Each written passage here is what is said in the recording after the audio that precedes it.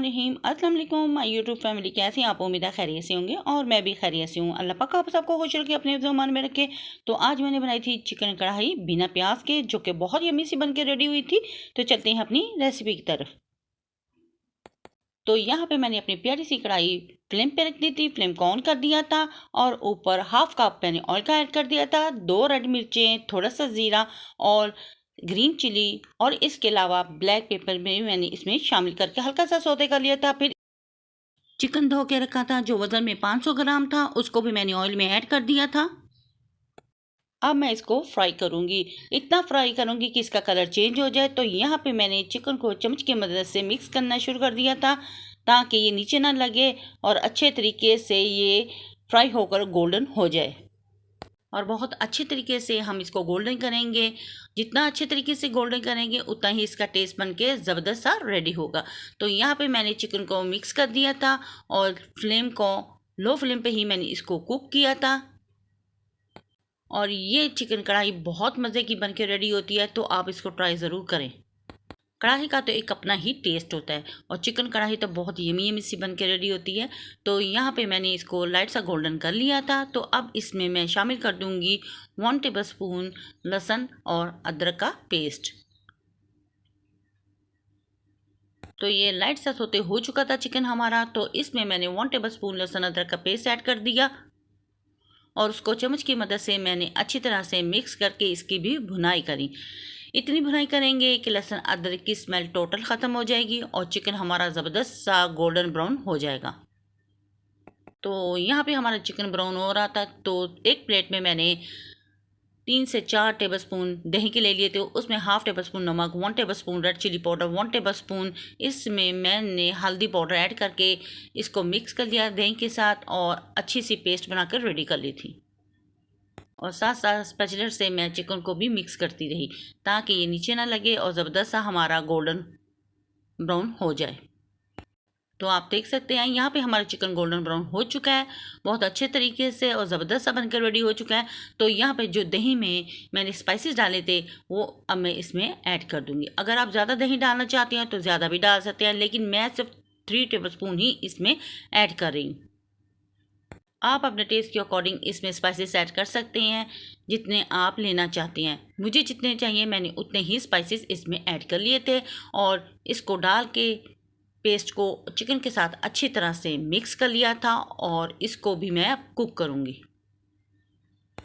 इतना कुक करेंगे कि दही का पानी बिल्कुल ड्राई हो जाएगा और चिकन हमारा ज़बरदस्त सा बन के रेडी होगा।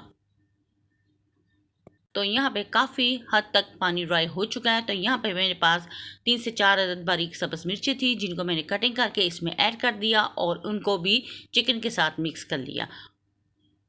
और यहाँ पे मैंने ग्राइंडर में 4 टमाटर और 5 से 6 अदद सब्ज़ मिर्ची थी जिनको डाल के ग्राइंड करके पेस्ट बनाकर रेडी कर ली थी और वो भी इसमें मैंने शामिल कर दी।